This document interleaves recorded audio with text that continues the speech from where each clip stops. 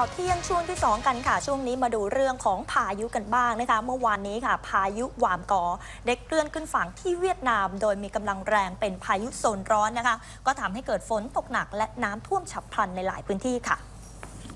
พายุโซนร้อนหวามกอขึ้นฝั่งเมืองดานังทางภาคกลางของเวียดนามเมื่อวานนี้ทำให้เกิดฝนตกหนักและลมกระโชกแรงโดยพายุลูกนี้ได้อ่อนกำลังลงเมื่อเคลื่อนผ่านภูมิประเทศซึ่งเป็นเทือกเขาในเวียดนามและสปป.ลาวอย่างไรก็ตามฝนที่ตกหนักในช่วง 1-2 วันนี้จะทำให้เกิดน้ำท่วมและดินถล่มได้ในหลายประเทศบนคาบสมุทรอินโดจีนได้แก่เวียดนามลาวกัมพูชาไทยและเมียนมาในช่วงสัปดาห์นี้